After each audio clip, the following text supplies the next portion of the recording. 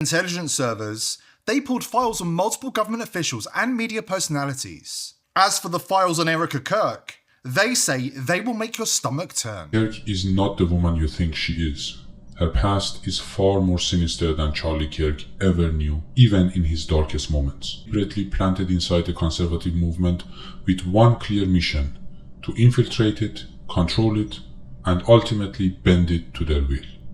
She is several years older than she publicly claims. The compromat folders are filled with dozens of documented extramarital affairs, including several with women, all recorded, all archived. I have read the original Mossad recruitment files with my own eyes. Investigators exposed the AES plant as the site of a secret DoD contract for the exact type of micro-explosives needed to blow up a lapel microphone. 2028 is coming. The ticket will form. They will shove Erika Kirk in as vice president beside Vance. According to the files, Erika Kirk has been a Mossad agent for years, recruited and run by her own parents. She's not just compromised, she's a professional honeypot, tasked with infiltrating and compromising the US conservative movement from the inside. The files detail dozens of affairs with powerful men and women. But the worst part? The files expose a multi-year operation to smuggle her all the way into the White House. First as vice president in 2028, and then a cold detailed plan to remove the president and install her in the Oval Office as Israel's woman in the White House. If you never want to be forced to choose between a Democrat and Erika Kirk, you might want to pay attention. Before we dive in, subscribe to the channel if you haven't already, and join the People's Voice Locals community to join our incredible community, support the channel, and gain access to exclusive and uncensored content. Our last broadcast with the Iranian hacker absolutely exploded. It went mega viral across the world, millions of views, picked up by channels everywhere, and covered by major international news outlets. In that drop, the hacker laid out exactly how the FBI covered up the assassination of Charlie Kirk. He went deep into the technical details, how Mossad remotely detonated the explosive inside Charlie's pen microphone, and how they botched the job enough that it left traceable signatures. That information was later independently verified by a former Pentagon procurement officer, who confirmed the exotic Israeli micro-explosive tech the hacker described. But the hacker says they're nowhere near finished. He says the Handler hacking team is sitting on a massive trove of the darkest compromats you can imagine. Mossad files on senior FBI officials, powerful members of Congress, and players inside the current administration. And then there's Erika Kirk. He says the compromat Israel holds on her is stomach-churning. But here is where it gets difficult. It's not the usual blackmail, because he says Erika Kirk isn't just compromised, she's Mossad. Trained professional, one of their own. Erika Kirk is not the woman you think she is. Her past is far more sinister than Charlie Kirk ever knew, even in his darkest moments. I have read the original Mossad recruitment files with my own eyes. She has been a professional honeypot for years, a trained asset deliberately planted inside the conservative movement with one clear mission: to infiltrate it, control it, and ultimately bend it to their will. She is several years older than she publicly claims. The files are brutally clear. Mossad designed a specific operation to snare Kirk. They instructed her to seduce him, marry him, manipulate him, and report every detail straight back to Tel Aviv. Charlie was never her only mark. She was running multiple high-profile targets at the same time. The compromat folders are filled with dozens of documented extramarital affairs, including several with women, all recorded, all archived. And the trafficking allegations? They're worse than you can imagine. Epstein wasn't the only one running these operations. If you saw our breaking news video about Kash Patel's hacked emails, you already know the part the mainstream media is desperately trying to bury on behalf of Israel. Iran didn't hack Kash Patel, Iran hacked Israel. Last year, Iranian cyber operators breached Israeli intelligence networks and seized a massive trove of highly sensitive documents. Among them, explosive compromat on world leaders and US politicians. Now we know they have a file on Erika Kirk too, and according to the hack team, they have big plans for her. They plan to take her to the very top. And the plans began in September last year, just a few days after Erika Kirk was at Fort Huachuca with, wait for it, Pete Hegseth. They didn't assassinate Charlie Kirk by some random crazy transgender lover. Mossad planned it, like a surgeon with a knife, and the planning went all the way to the top. Why? It's part of a multi-year plan. But first, they needed the grieving widow on the throne. She stepped into Charlie's seat at Turning Point USA like the script was already written. Preordained by Charlie? I'm sorry, that's bullshit. Her tears, the podcast, the sold-out arenas, all theater. Perfect, calculated theater. According to the hacker, the files make it crystal clear. Turning Point USA was stolen from Charlie Kirk.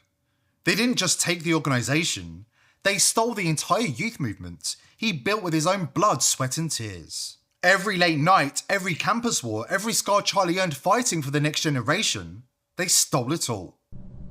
I have seen the files. Thick compromat folders Mossad keeps on half of Washington, senators with secret sex tapes from underage honeypots, donors with dirty little secrets that could send them to prison for decades.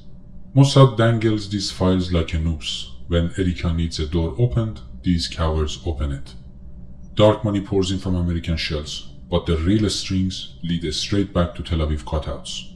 TPUSA is no longer Charlie's youth movement. It is Israel's private army now. What was once a genuine grassroots rebellion is now a slick weaponized machine under Erika's control. Charlie built a movement. They turned it into a Trojan horse. And the saddest part? They're still using his name as a shield while they drive the knife deeper. 2028 is coming. The ticket will form. They will shove Erika Kirk in as vice president beside Vance. Not because she earned it, but because the compromised rats are scrambling and panicking. They are deleting messages, whispering in fear, calling emergency meetings like scared dogs. To make sure the Vance Kirk ticket wins, Israel will unleash their full dirty arsenal. They will flood the swing states with sophisticated bot armies and AI-generated propaganda. They will leak damaging dirt on every serious opponent at the exact right moment. Tucker Carlson and Candace Owens, be warned, you are on their list. And here is the darkest part I have seen in the files. A false flag operation, a staged terror attack, timed just weeks before the election. Fear will sweep the country, and suddenly Erika becomes the heroic young mother who will protect America's families. The election will get a little help from algorithms, some bot swarms, and small cyber nudges in the key counties. They win clean enough that nobody can prove anything. Then the real darkness begins. But the real darkness, the part that should terrify every one of us, is an operation that already has an official codename. The goal is simple and ruthless.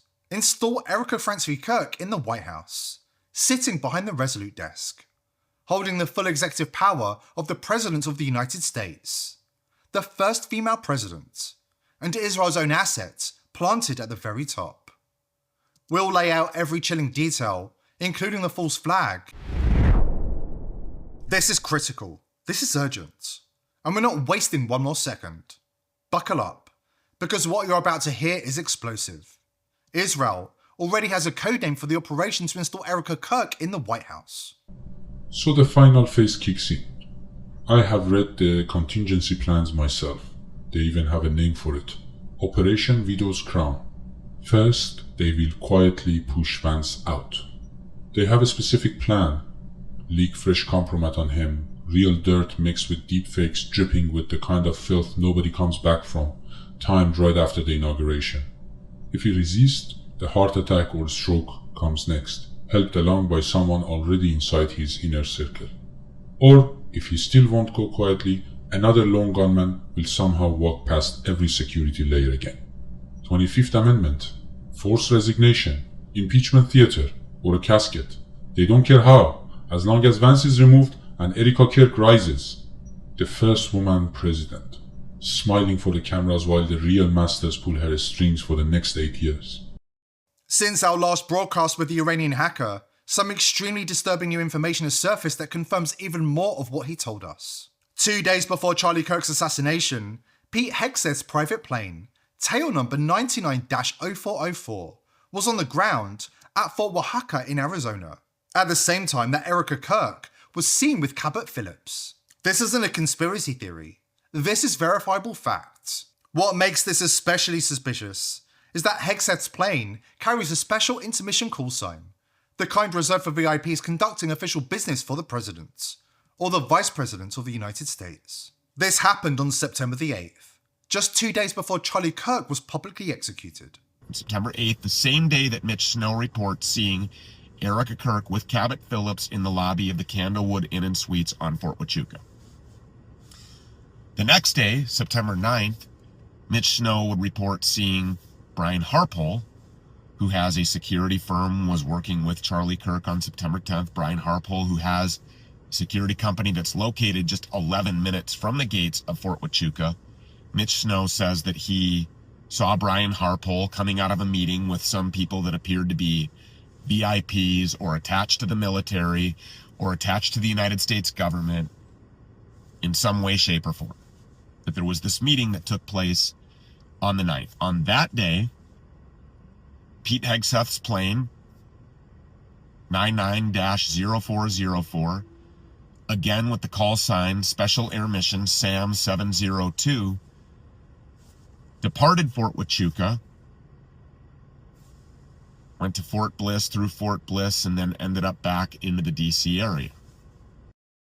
Then, 1 month after the assassination on October the 10th, just days after investigators exposed the AES plant as the site of a secret DoD contract for the exact type of micro-explosives needed to blow up a lapel microphone, Hegseth's plane just so happened to fly directly over the AES plant, right after it mysteriously exploded, killing dozens of employees. What are the odds? The DoD orders this small amount of explosives from this AES manufacturing facility, and it blows up. There are no survivors.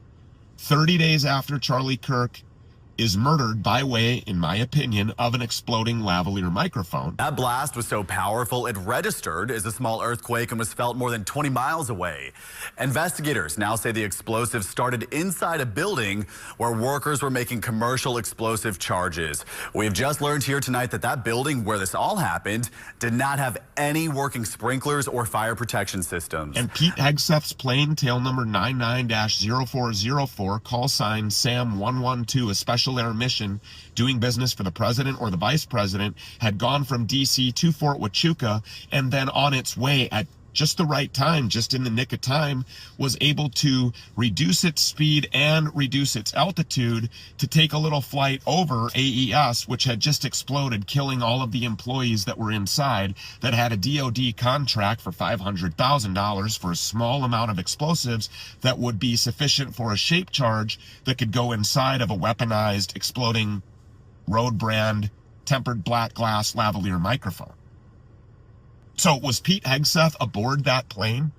Was somebody aboard that plane being ordered by Pete Hegseth to fly over the AES plant to observe it, to make sure that it was sufficiently destroyed?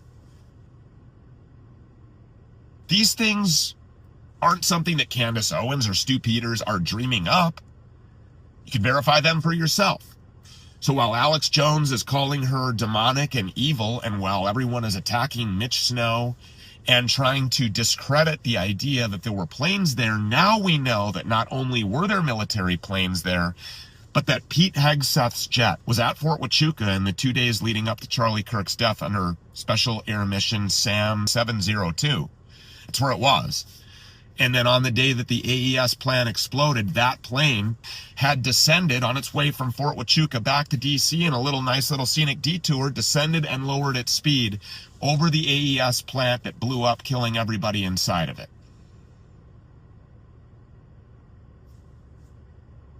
We have some questions. This is a red alert. If you're digging into dangerous topics online, you need to anonymize yourself. The VPNs you thought were your shield, your last line of defense against government and corporate surveillance, have already been hijacked. One Tel Aviv-based company with a long history of distributing malware has quietly bought up nearly all of the biggest VPNs on the planet. ExpressVPN, CyberGo's private internet access, the list goes on. And the people they hire? Not random techies, not privacy activists, but veterans of Israel's most notorious intelligence units, Unit 8200, the cyber warfare arm behind some of the world's most advanced spying tools. And the Dovdadin unit, infiltration experts turned executives. That's why VP.net was built to solve this urgent problem, using zero trust architecture and next-gen cryptography to shut their digital lives forever. It's not just another VPN with clever marketing, it's trustless by design, meaning even if they wanted to spy on you, they couldn't. Even if somebody holds a gun to their head, they can't hand anything over. Check it out at vp.net/TPV. Built on zero-knowledge cryptography, Intel SGX secure enclaves, and open source that you can audit yourself, it's mathematically impossible to log or leak your data. No Mossad backdoors, no compromise, no hidden hands. Just pure verifiable privacy. This is how we fight back. Not with fear, but with technology that works for us, not against us. Go to vp.net/TPV and close Big Brother's eyes for good. What a year this has been, and I just want to say I'm grateful.